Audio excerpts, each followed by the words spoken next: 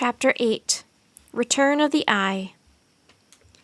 Jack and Annie walked through the front hall of the palace, past the ice columns, and into the wizard's throne room. The walls and floor glittered with the brilliant cold light of dawn. "Uh-oh," said Jack. The wizard was waiting for them, and the 2 white wolves were sleeping on either side of his throne. Jack was confused. Why are they here, he wondered. Do they belong to the wizard? The wolves lifted their heads and sniffed the air. Their ears pricked up. When they caught sight of Jack and Annie, they sprang to their feet. They stared at them with piercing yellow eyes. The ice wizard was staring intently at Jack and Annie, too. "Well," he said, "did you bring back my eye?" "Yes," said Jack. Annie took the hailstone out of her pocket and held it up to the wizard. Jack watched the wolves nervously as the hailstone passed from Annie's small hand into the wizard's large, rough hand. The wizard stared down at the chunk of ice. Then he looked at Jack and Annie. "Indeed, you are heroes," he said breathlessly. "Not really," Jack murmured. The wizard looked again at his eye inside the hailstone. Then, with a quick movement, he slammed the ice chunk against the arm of his throne. Jack and Annie gasped and stepped back. The wizard slammed the hailstone against his throne again. This time the ice cracked.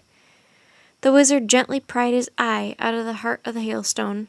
He lifted the frozen eyeball into the air and studied it in the light. Then, with an eager cry, he ripped off his eye patch. Jack and Annie watched in amazement as the wizard fitted the eye into its dark, empty socket. Jack held his breath. He was horrified, yet fascinated. He couldn't imagine someone just shoving an eye back into his head. The wizard slowly lowered his hand.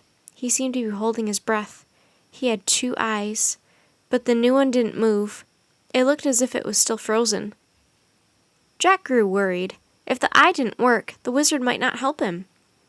We brought you your eye," he said. "So can you tell us where Merlin and Morgan are now?" The wizard jerked his head to look at Jack. He covered one eye with his hand, then he covered the other. In a frenzy, he went back and forth, covering and uncovering each eye.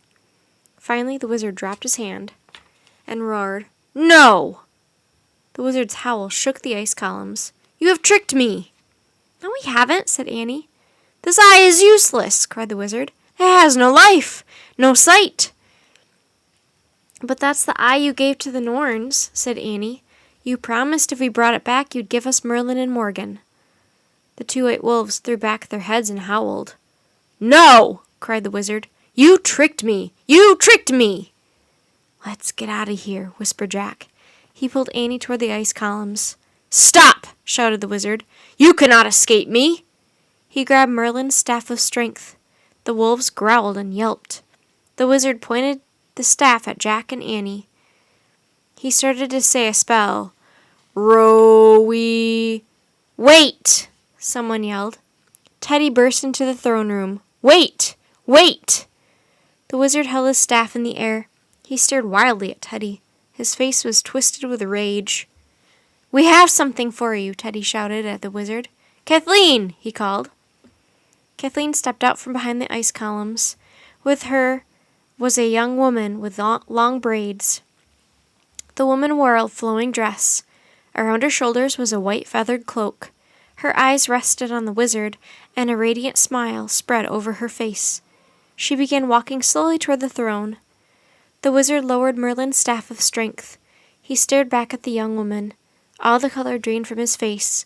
For a long moment he was as still as a statue. Then an ice-blue tear leaked out of his frozen eye and ran down his white cheek.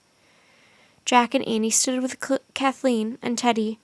They all watched the young woman and the ice wizard gaze silently at each other. "Is she his sister, the Swan Maiden?" whispered Annie.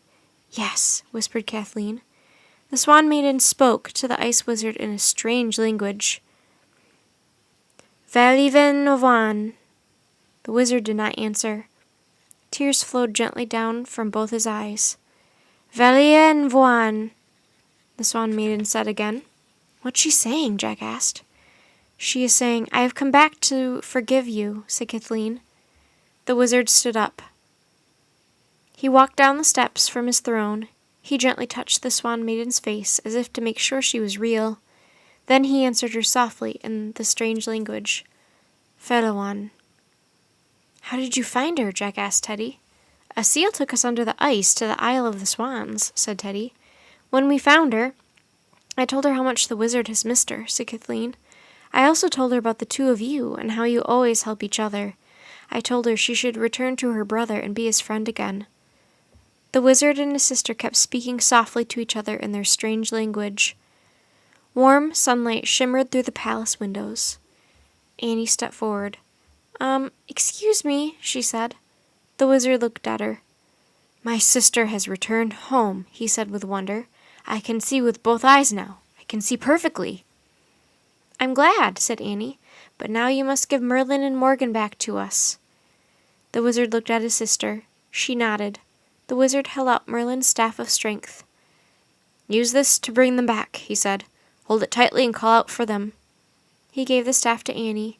Annie could barely lift it by herself. Hold it with me, Jack, she said. Jack stepped forward and grabbed the magic staff.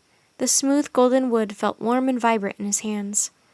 As they gripped the staff together, Annie threw back her head and called out, Merlin and Morgan, come back!